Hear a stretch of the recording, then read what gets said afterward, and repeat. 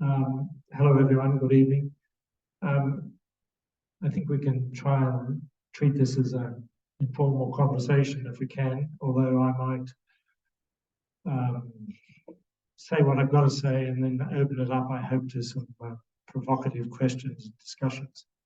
So I've used as the framing for my talk tonight the new master's program and the whole issue of food systems. I'm going to now get this to work.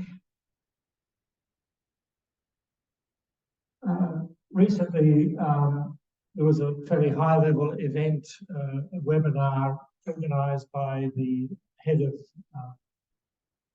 food systems work within the Food and Agricultural Organisation of the UN. It was called Applying Systems Thinking for Food Systems Transformation. These were the people speaking on the program. I was not involved, but I did become aware of it and looked at what was happening. And this is a screenshot from the keynote speakers in that particular event.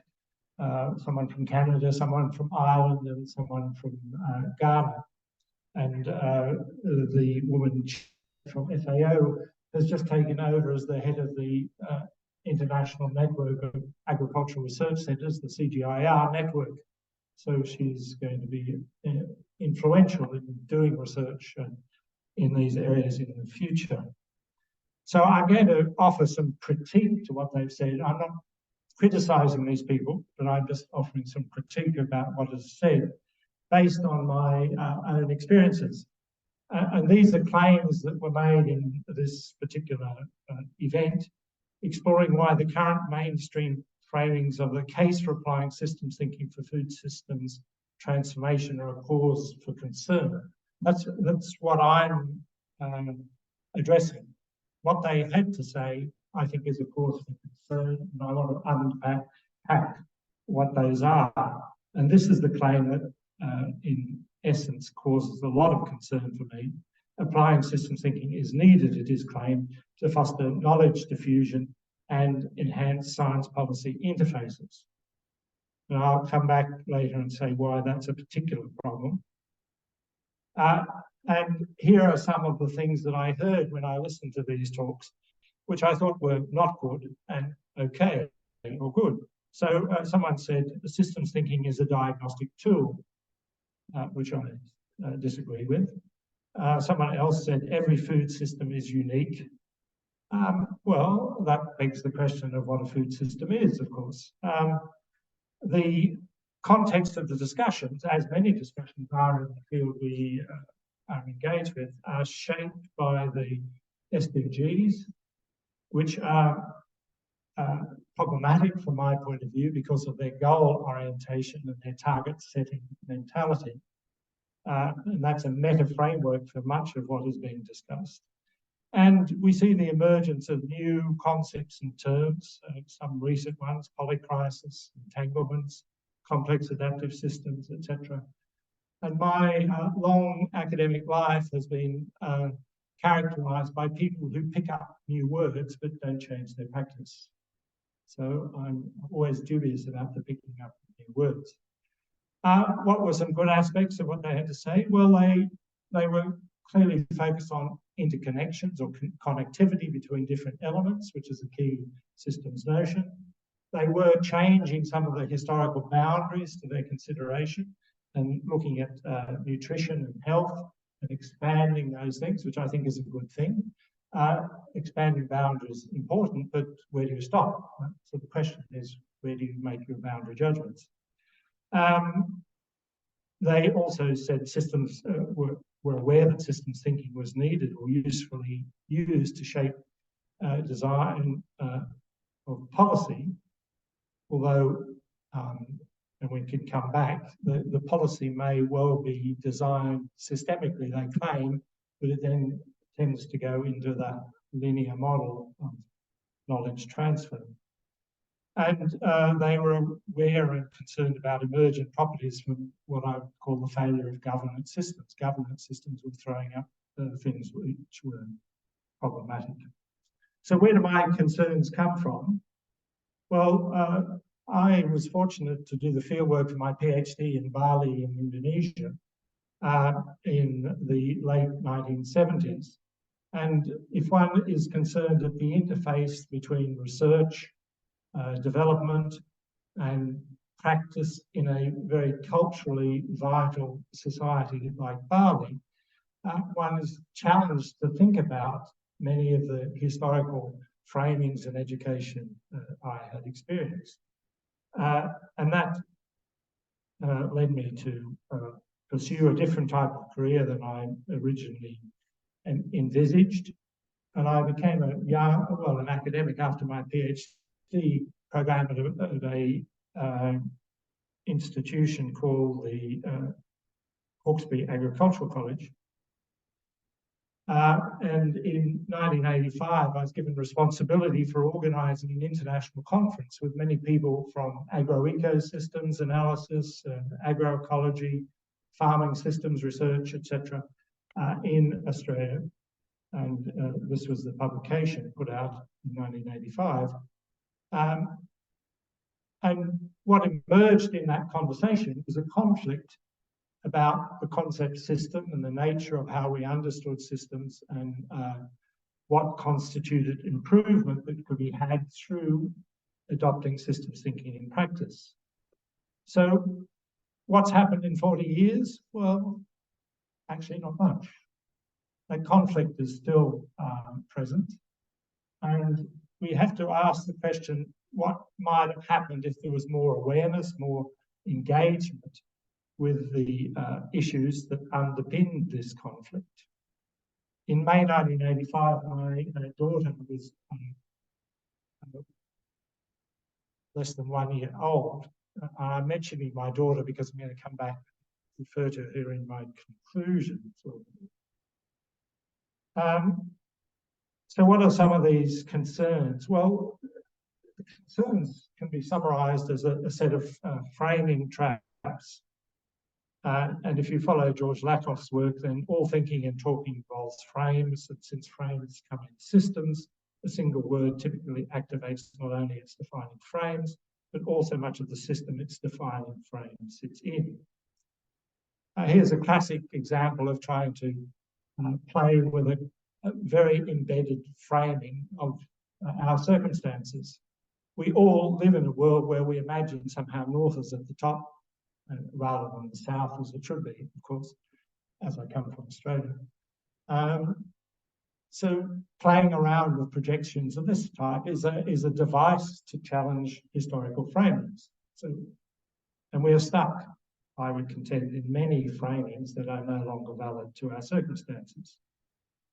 In a recent interview on Planet Critical with Rachel Donald, Bill Rees, who's emeritus professor at UBC in Canada, said that the ecologically necessary is politically infeasible, but the political feasible is ecologically ineffective, if not catastrophic. So that's a big claim about our particular circumstances and why there is a rationale for breaking out of some of the framings we adopt. And our failure to do what I call deframing and reframing is foolishness writ large. We are, after all, in a period new to human history. Never have humans on the face of the earth created the circumstances where whole earth dynamics are changing.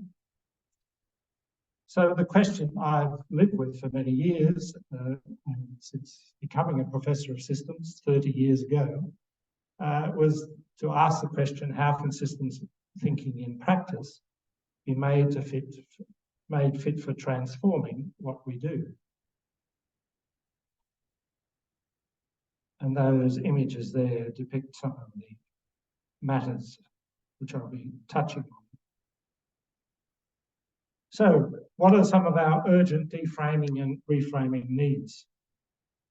And what do I mean by deframing? Well, deframing is a particular practice, and deframing, from my point of view, is getting rid of things that are holding us up, that are in the way of changing the way we do things. Organisational edifices, power structures, etc.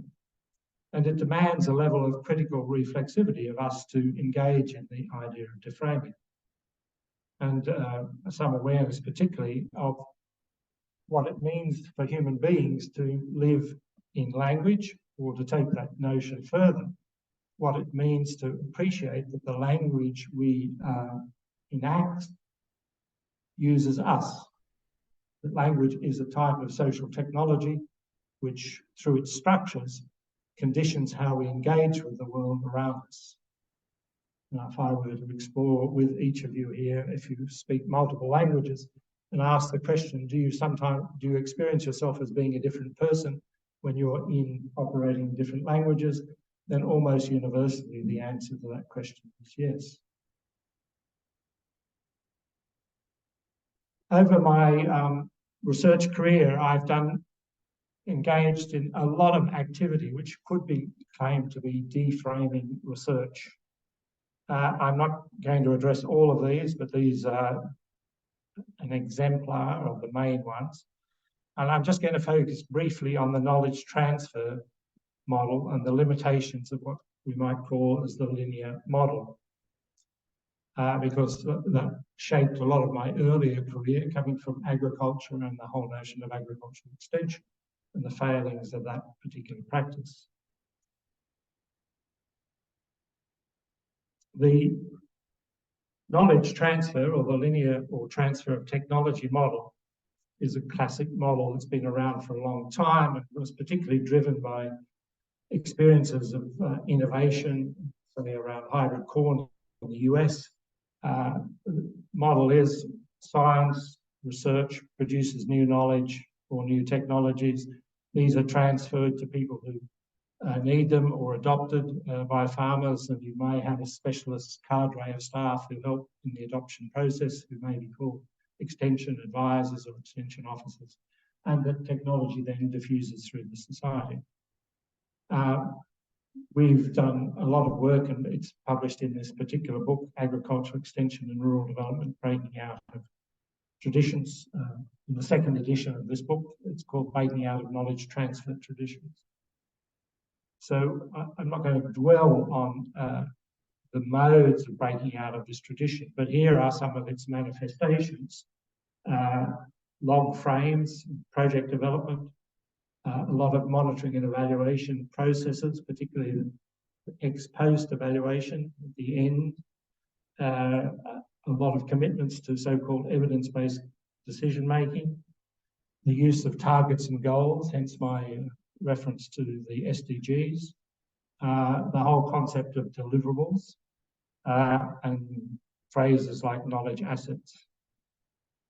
That sentence on the right-hand side is a classic exemplar of how policymakers will use the the linear model in policy development, or rural development, or aid development.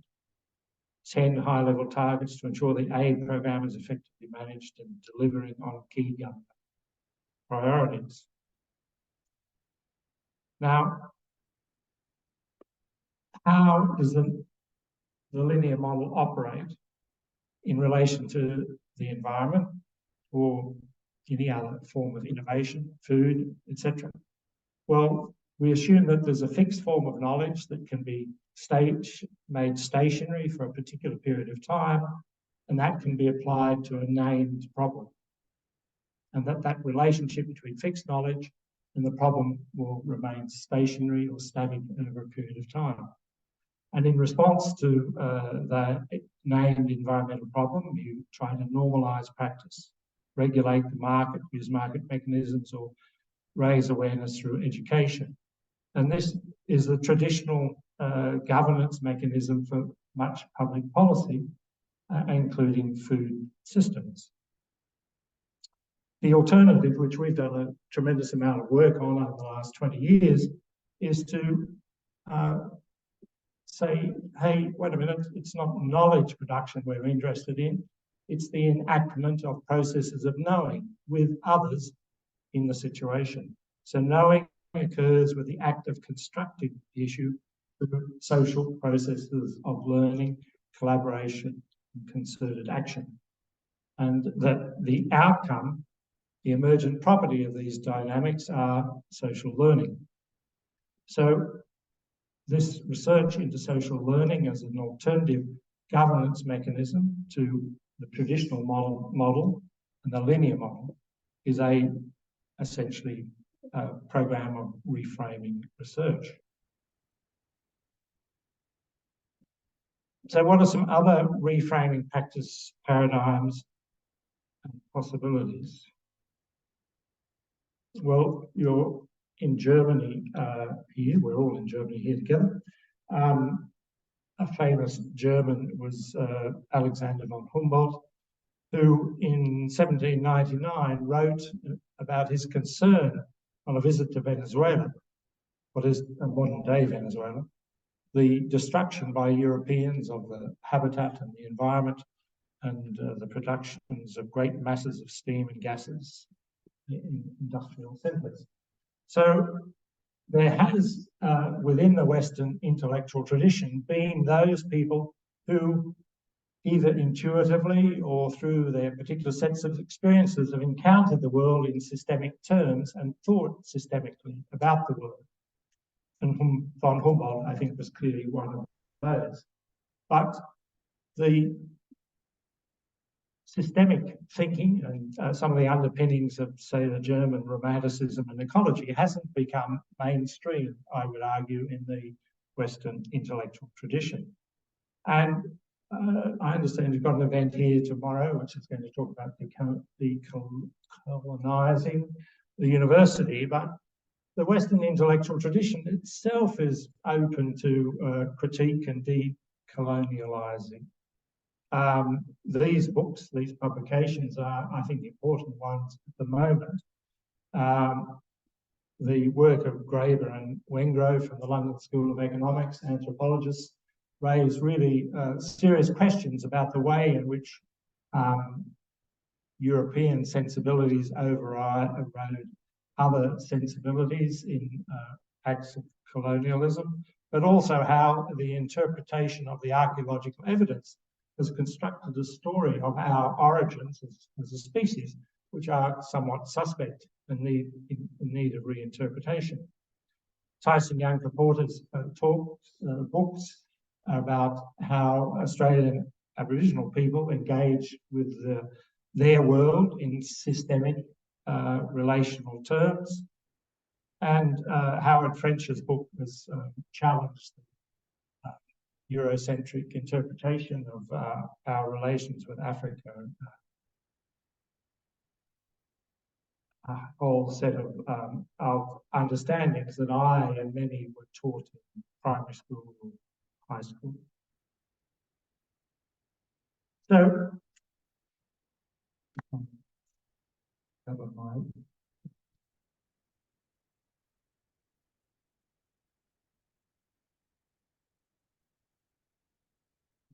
I was trying to get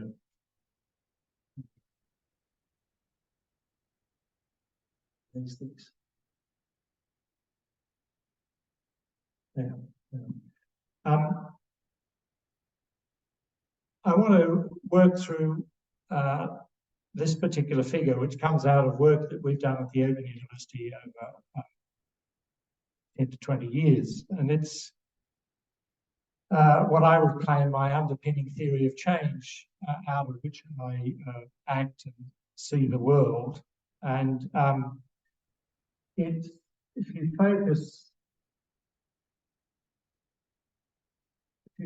here, put yourself here as the practitioner engaging with the world and seeing yourself as situated within the biosphere, whereas most economists treat the biosphere or the environment as an externality. This framing is that we are absolutely inextricably located in the biosphere and in relation to it. It's impossible to escape your environment. The technosphere is all of that stuff we humans have put on the face of the earth, all the bitumen, cement, and fabric, and steel, and waste, and pollution, etc. That is the technosphere. And what I'm going to unpack now in this particular next few slides is what I call our human systemic sensibilities. And the argument that I'm making is that we humans are relational beings born with the products of our evolutionary past, a particular set of systemic sensibilities which are characterized by our relational behaviours and our relational ways of thinking and acting. Now, we've been teaching systems at the Open University for 50 years, and we've got a good experience of what our students think and act and how they behave. And we realise that systemic sensibilities are retained by some of our students, but not all, and that the enculturation that we get through schooling is often drives out our systemic sensibilities. Of course, systemic sensibilities remain apparent in many Indigenous societies, as Tyson Yunkaporta's book evidences. But we know from our experience at the Open University that we can create experiences where people begin to recover their systemic sensibilities. So what are systemic sensibilities? Well, if you think of the young child or the young mammal, what happens in gestation, birth, in early childhood. I have a 17-month-old granddaughter, I'm delighted with, who's learning language. And it's been very, very interesting to understand the dynamics of learning language. Language learning is a process in relational dynamics between people and the developing child. And what's interesting is that she just got to the process last week of calling me grandpa. So I now exist to her as a thing called grandpa. But prior to that, it was a process of saying grandpa, this, and this. And so particularly in the Latin languages, or the noun-based languages, language begins as a process of relation unfolding, which ends when we create in the mind of someone a thing, because suddenly you're a category, a noun, an entity, and the process dynamics of the distinction of the thing goes out the door.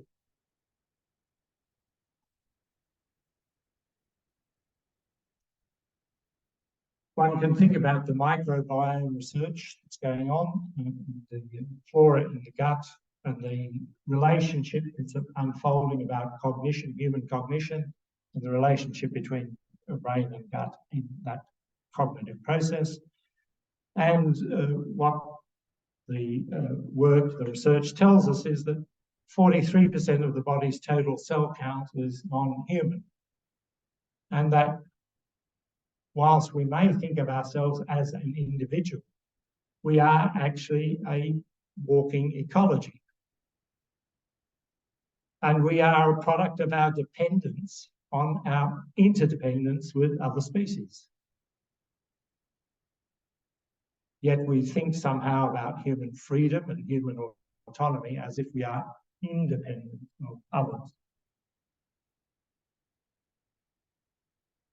Hydrologists historically framed river catchments as engineering sites or biophysical or natural science sites, and looked at particular characteristics and spent years studying these dynamics.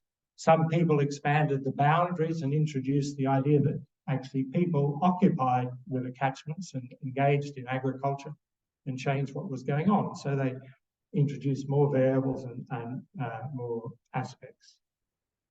Some people who have looked at a global scale will see the number of dams that have been built on major rivers over the surface of the world and realise that we've changed fundamentally the dynamics of rivers in just about every continent on Earth. And that is having major effects on estuaries and fish stocks and fish dynamics in biology, etc. And so the dams are part of that technosphere that I was talking about. So if we move on from looking out towards the biosphere, the technosphere, and our systemic sensibilities, the next step is to say, well, how do we regain our systemic sensibilities, and how do we use that purposefully to change the dynamics of what we do and how we go about doing what we do? So the argument in this next set is that there are many lineages of systems, cybernetics, complexity, science, understandings which have a long history but are often little known. There are no comprehensive curricula dealing with the complete gamut of systems literacy, and most policymakers are using very limited and sometimes naive or wrong understandings of systems or systems thinking. That's the argument I made in this section. And I want to show you this animation, which I hope I can get going.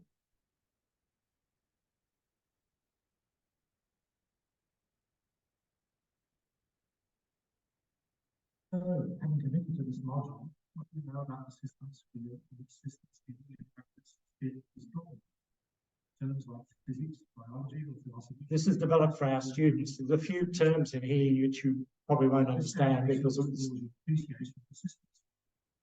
We talk boundaries around the field. How it is institutionalized? What future trajectory do systems have? What are some of the approaches used in the field and rather practitioners who have made the field? I will use the term field as in the broad notion of a field of study and scholarship.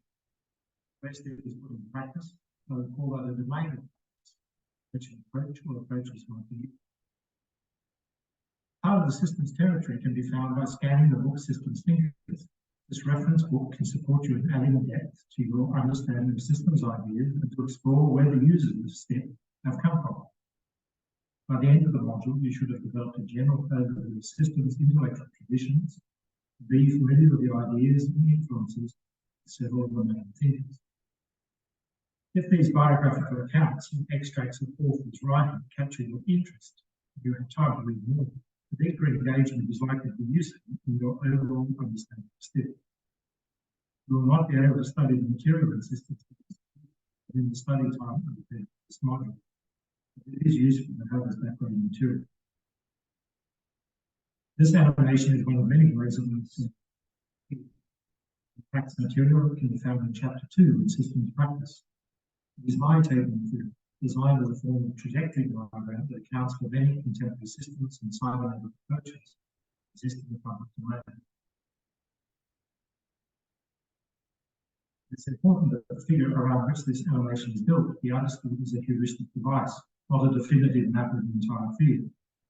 A heuristic device is designed to facilitate conversation, inquiry, and learning. Like all models, this one has some limitations which are explored in my book Systems Practice. There is no right way to depict the different system lineages, and each depiction possibly says as much about the author of the heuristic as the systems itself.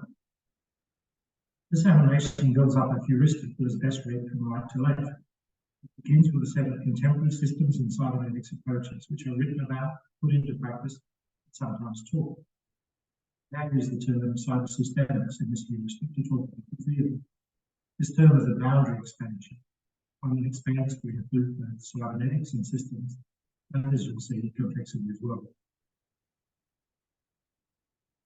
Some actors of people, STIP practitioners, associated with particular approaches and lineages have been added, though the choices are far from comprehensive. For example, there are some systems scholars and practitioners from various parts of the world not in the current version. These could be added.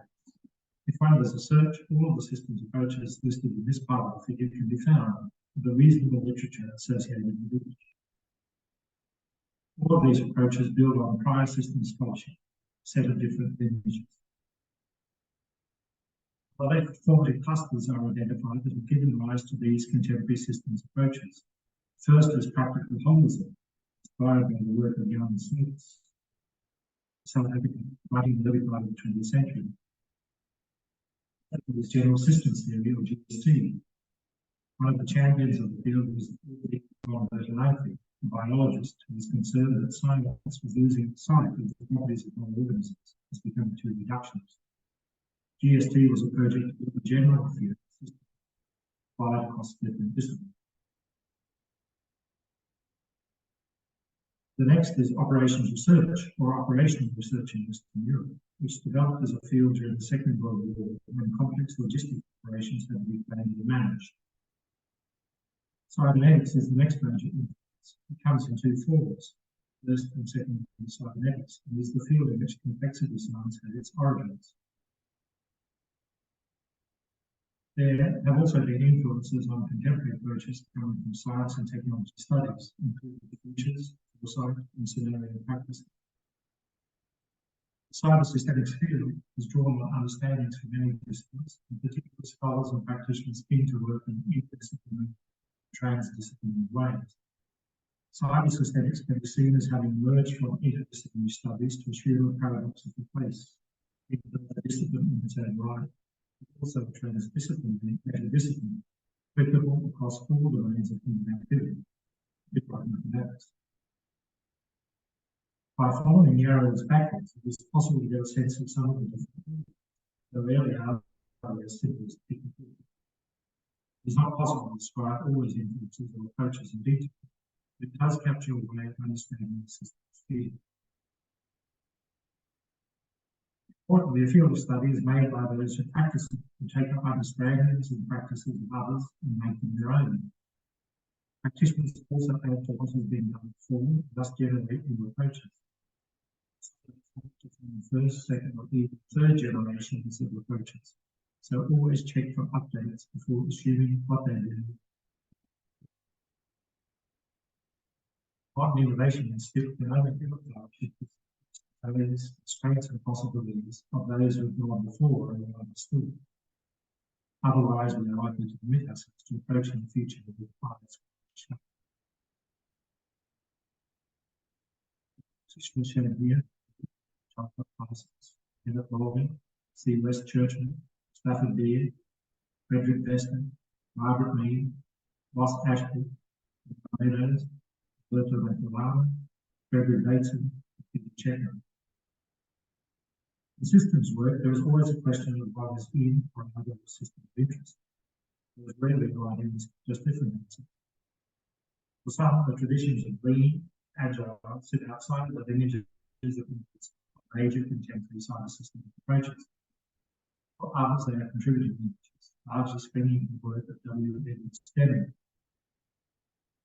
The approaches are organised from top to bottom in terms of what I perceive to be one of two common tendencies of the majority of practitioners of the new approach. These commitments are to see systems as real entities, systems as intelligent. The alternative is to see systems as constructs or epistemological devices, enable learning and change in situations. These terms and the differences in to. Please remember that this figure needs to be understood as a heuristic device, not a definitive map of the cyber systemic field. This version of the heuristic has been through many iterations as a result of conversation, inquiry, and learning on my part. After seeing the earlier version of this figure, some people became concerned that something or someone was missing. This is also the case for you, and it helps to make the point that cyber systems is not a homogeneous field.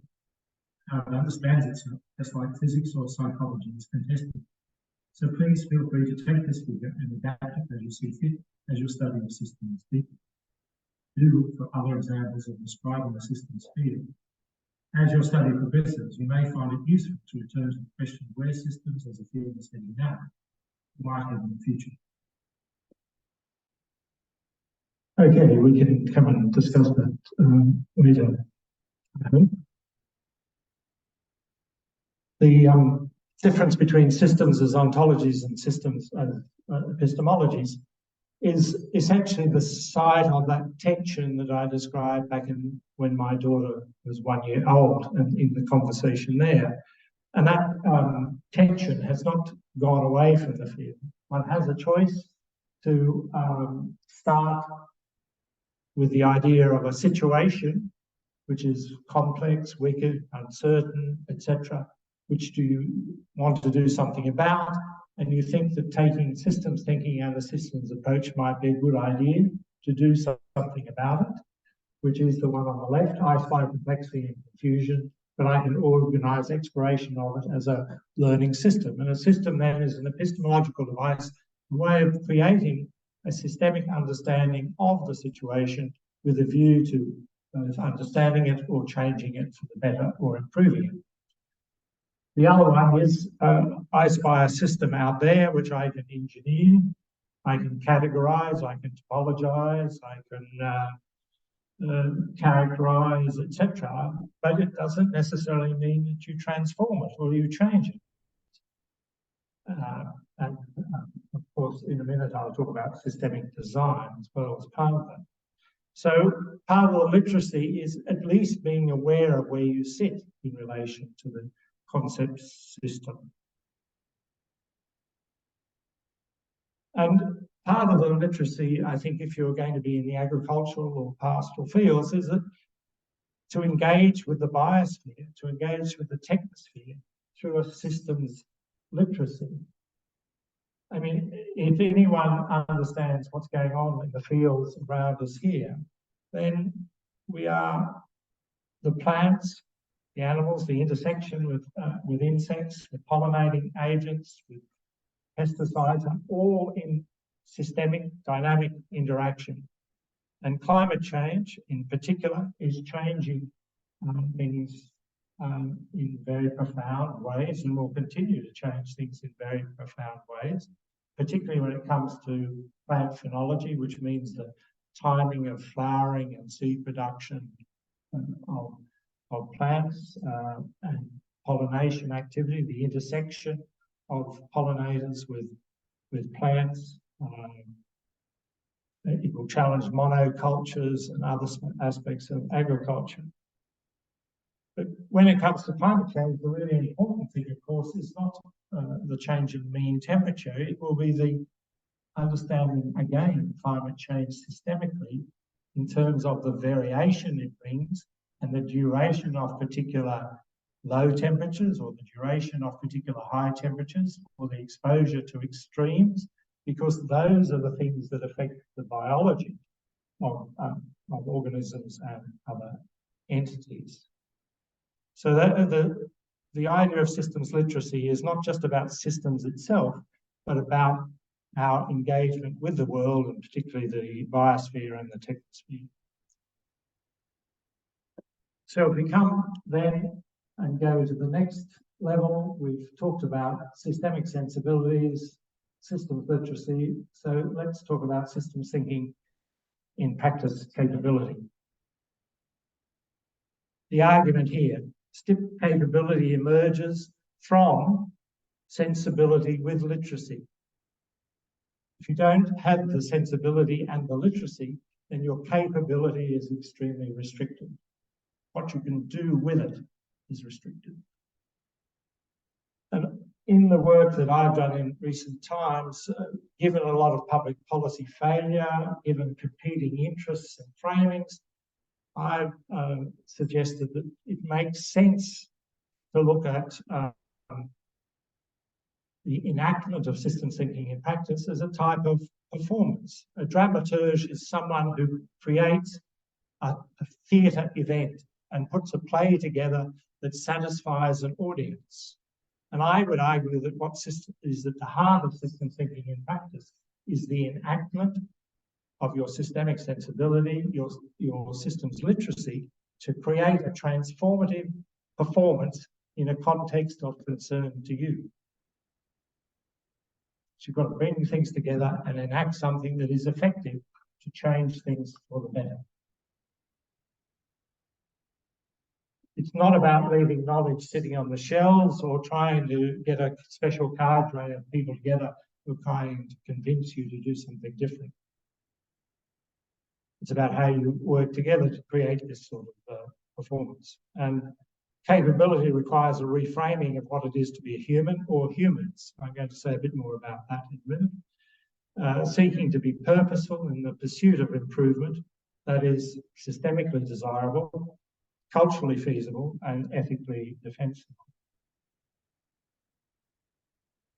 Over my research career, I've done a lot of work, I would claim, in this domain of attempting to deploy my systems thinking and practice capabilities in multiple contexts: South Africa, Australia, the UK, and China, and including in my own teaching and design of what I call learning systems, teaching as I do at the Open University, which is a different model of teaching. This is an example of how you create a systemic model of how to design a learning system that people are studying in our new module called Evidencing Systems Thinking in Practice. And it is built around the ideas I've been talking with you about today. So practicing systems thinking involves recovering systemic sensibilities, deepening systems thinking literacy, which produces as an output the capability of systems thinking in action, enabling systemic, societal, and biophysical betterment. So that's the, if you like, the high level design of a particular learning system that our students go through. In just about all that I do, I draw on our social learning and imagine or attempt to design processes in which those who are involved work together to explore jointly situations of concern which they seek to change for the better through changes in understanding of those involved, changes in practices of those involved, and changes in social relations which come from working together and enacting them towards what we call concerted action. And this often requires new institutional arrangements. One of the things that gets in the way of this type of operating is the concept project. The concept project is a classic institutional arrangement for the linear model. I know what I'm going to do before I even start doing it. I'm going to specify the outcomes and the deliverables and other things. So we've done a lot of work on what we call systemic inquiry or systemic co-inquiry as a means to break out of that projectification trap and to change the emotional conditions, the systemic sensibility which characterises the starting conditions. And those systemic sensibility is to admit you don't know what to do. It's to change your framing, whereas a project demands of you often that I know what I'm going to do and I'm going to give you value for money, etc., etc.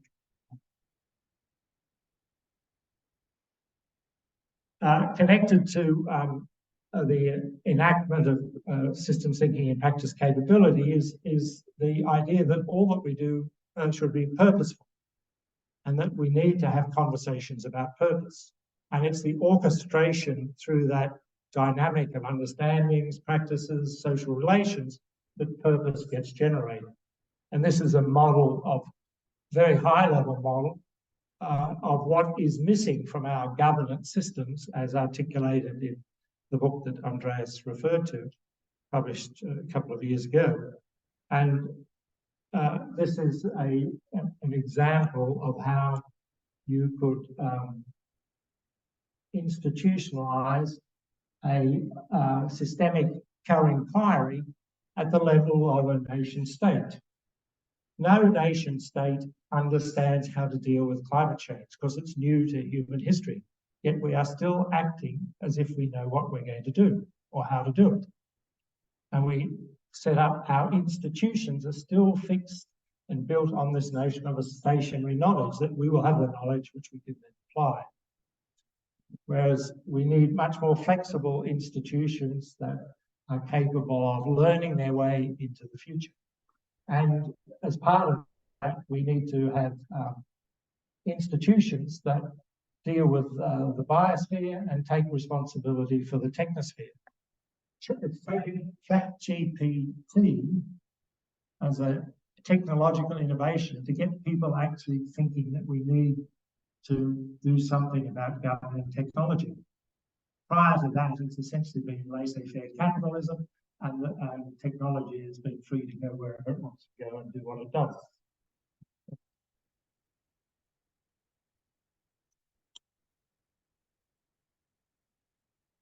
Part of the work of systems thinking and practice capability is to clear the way. This comes back to the notion of deframing. We humans are great at littering our world with institutions which we have built or created. This particular map is a map of all of the institutions, norms, rules of the game that were created and pertain to a management committee of a river catchment management authority. It was generated by the senior team working with systems mapping, post-it notes and all those sorts of things to map out all of the institutional complexity they could collectively generate and understand, having come to a new learning about what institutions were. They didn't really know what they were.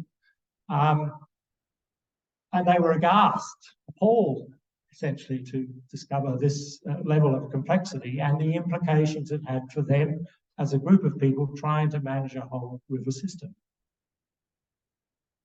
What happened when people left? No single person knew all of this. So there was knowing in different parts of the organisation. They never came together to talk about it. What happened when the head office in the capital city developed some new institutions without any understanding of this and threw some more into the pot for them to have to deal with, increasing the complexity and the dynamics that they had to deal with. What happened when people left and took the knowledge, legacy issues, all those sorts of things. So to realise systemic thinking and practice capability, you've got to clear the way of the institutions that get in the way. Creating enabling conditions, what we in our programs call taking a design turn. It's about how do you not only do your systems thinking and practice, but how do you design the context for its doing.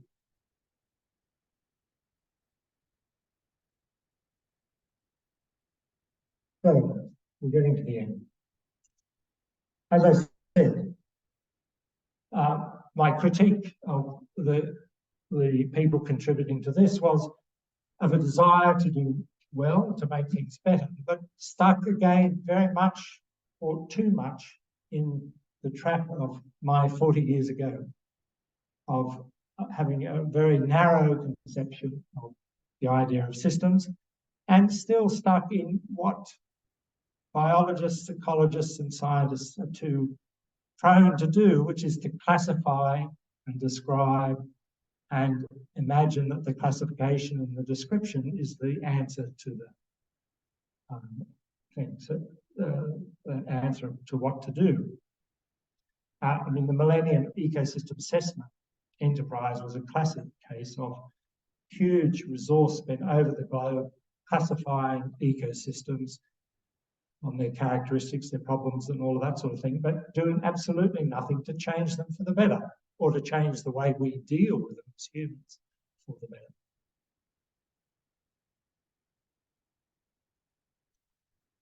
So I just want to come back to my daughter. I said I was coming back to my daughter. My daughter works for a foundation in Australia that has quite a lot of money, as it's funded by one of Australia's richest people. It's called Boundless Earth.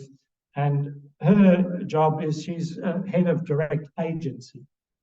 Having money, you can determine how you're going to give money away. And they are a foundation committed to enhancing Australia's transition to a 100% renewable superpower, as the phrase goes, and to address climate change in much more meaningful ways than has happened. And whether by osmosis or family relationship, my daughter uses systems, diagramming and modelling in much of what she does. And this is one of her models and thinking about how do you explain the shift in solar production through household adoption of solar cells on roofs. Australia had a much higher rate of adoption than any other country in the world, and this phrase was created about solar citizens and building solidarity between solar citizens across there. And my daughter was heavily involved with that process in the job she had prior to this one. What does Boundless Earth do, again, with these understandings? Well, I think this is the important issue. They create new metaphors, they work with government, they work with key decision makers to frame and reframe how they interpret what is happening. And they, in my terms, not necessarily hers, they invent and promote institutions which are institutions of demand pull. A lot of science operates in the first order. The linear model is essentially a supply push model. You produce new knowledge and you try and disseminate the knowledge. You push the knowledge out to those who might need it. Whereas institutions with a demand pull are designs of institutions that, to be enacted, demand something be provided. It changes the dynamics and the ways they're enacted. And I have some small success in this, in creating a new professional category in Britain called the Systems Thinking Practitioner Apprenticeship, Master's Level Apprenticeship. I say cause, I should really reframe that and say I created the circumstances with others and with our alumni from our programs for that to emerge, an emergent problem.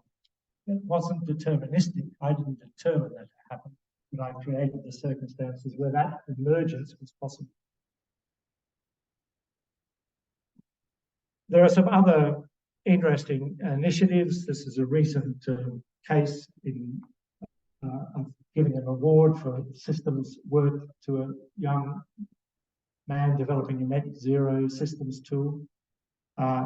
So again, you give a piece of technology to someone who can then use it to see how they do their job.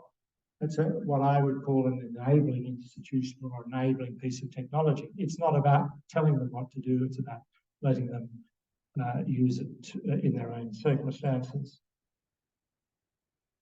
And that brings us to the idea that one of the fields where systems thinking is actually most enthusiastically discussed, and I've just come back from this event, is in a group called the Systems Design Association, or the Systemic Design Association.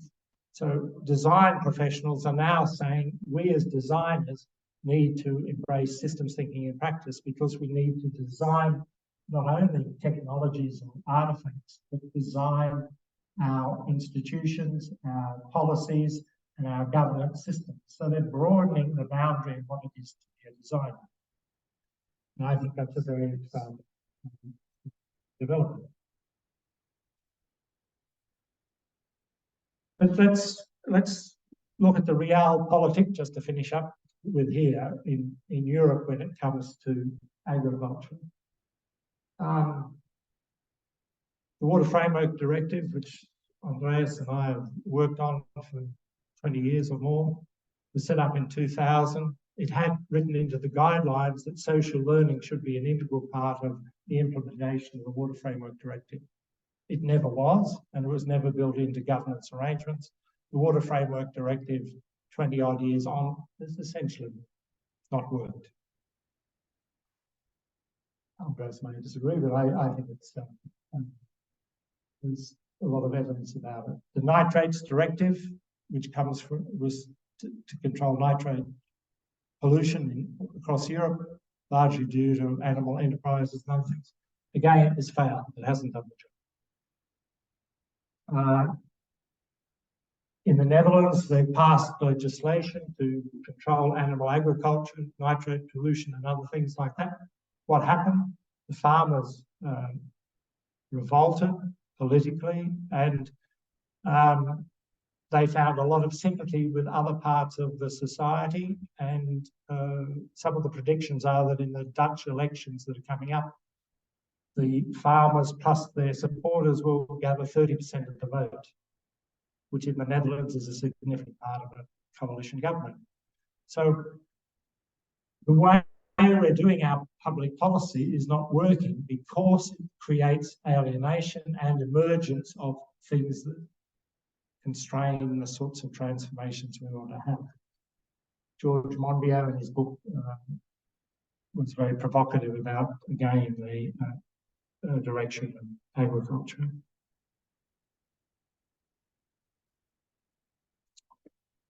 I'm not sure if you know or not, but there was supposedly reform going on about the Common Agricultural Policy, which is the main policy within the European Union. There are 10 new CAP objectives. I must admit not to be deeply immersed in this, but my little bit of reading about it seemed to be that behind each of those 10 was a big silo of material without any evidence of how it was going to be joined up to the other silos, and no question about the thinking and practice that was going to deal with the implementation of this in contextual ways. So I'm a little worried about whether that's going to work. It's not my field these days. I don't work that much directly in agriculture. But this draws on soft systems methodology, a particular approach of systems, one of the many tools and techniques in that great lot of systems literacy ideas, set up a structured exploration of a situation considered problematical, make sense of situation by exploring context, culture, politics, using systems models as devices, again, epistemological devices, tease out possible accommodations between different interests,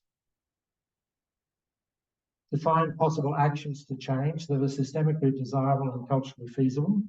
And the way you do that, if you do it in a way that enables people to participate, not as representatives, but as genuine learners into the future, then what is culturally feasible changes as a result of that process. And it's the learning through that process that determines what is systemically desirable if you use systemic ideas in its building. Take action to change, creating a new situation. So you need to monitor this, take control action, and of course have measures of success. What constitutes success in the enactment of this? Checkman has 3: efficiency, efficacy, does it work, and effectiveness, does it achieve its purpose? So a simple model like that as a central unifying praxis at the centre of the CAP models, then pursued in bottom-up, distributed, self-organising ways, may be a way to approach CAP reform. But it will never come from top-down, linear models, in my view. This is the third last slide. This is my, I said we needed to think in all of this about what it is to be human. We are too driven by how economists have defined us as homo economicus, rational beings, etc., etc. My claim, based on my understandings and research and scholarship, is that all practice, everything that we do, is situated and embodied. If you are the practitioner, then you are absolutely integral to your practice. You can't have practice without a practitioner.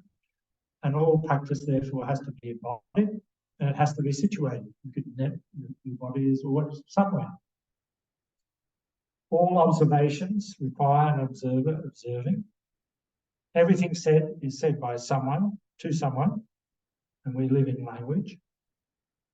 All knowing is doing.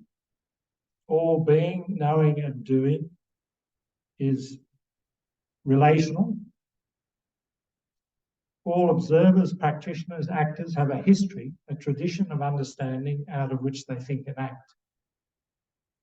So everything that I'm saying here tonight is being interpreted by you out of your tradition of understanding.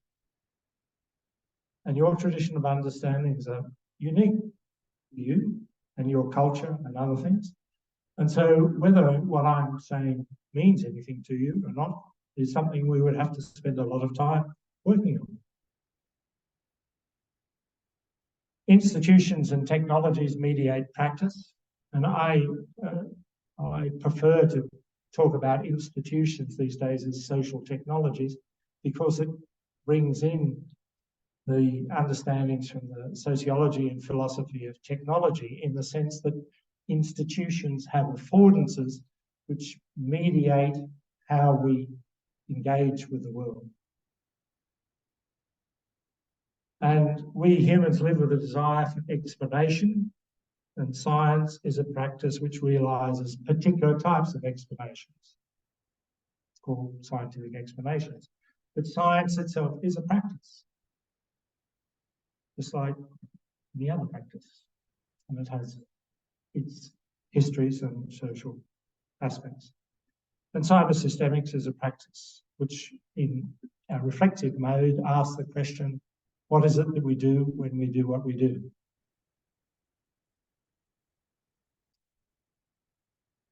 And to come back to my host, Andreas here, and the need for institutional reform and institutional innovation, we also need governance systems. These need to operate in conducive situations, and we need to understand what our framing choices are about the acts of governance. Too much of our discourse at the moment suggests that the problem we confront in the Anthropocene world is the future of the Earth. But the Earth is actually very robust and has generated through evolution multiple species over multiple times. And the Earth will still be here when Homo sapiens has disappeared. So the question we're grappling with all of the time in what we're trying to do now is the relational dynamics, again, relational dynamics between us as a species and the biosphere itself and our relationship with other species. So it's those relational dynamics that we are concerned with, and particularly the quality of those relationships, because it's the deteriorating quality of those relationships that is most cause for concern and angst. And to finish on a little quiz, if you like, about whether you are relational thinkers. I often do this at the beginning rather than the end.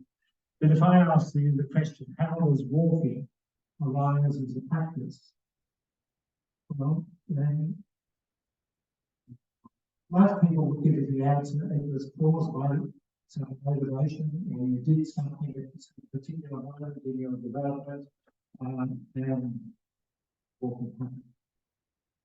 In other words, people resort to a linear cause and effect mechanism which gives rise to walking.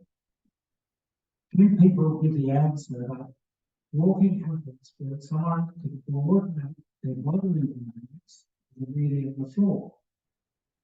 If you remove the dynamics between the two, the relational dynamics between the two, walking is a practice that the books in my corner, there's a here, I think,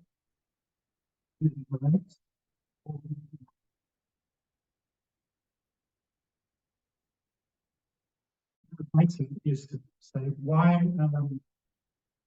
when we talk about a hand do we talk about 4 fingers and a thumb, when in evolutionary terms the movement of apes into trees was to do with the opposable thumb. The fact we said we should always talk about those as relationships, because it's the relationships that are the critical evolutionary development, not the things.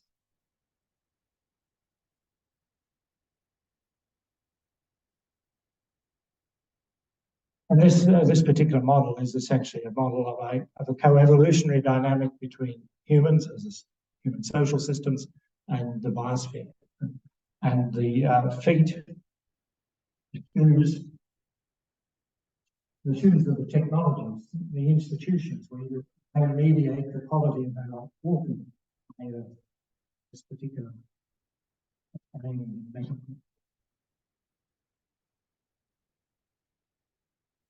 And that's my last slide. So I think, given our circumstances, one has to ask, what is it that we can do? And I'd like to think that my career, which is nearly coming to an end, we'll have our moments here in Witzenhausen in the coming days, perhaps the next few years, is that system thinking in practice, in this broader sense than is currently understood, is one possibility, one pathway that is underexploited and warrants more investment, more concern, and more attention. I'm going to stop there. Thank you.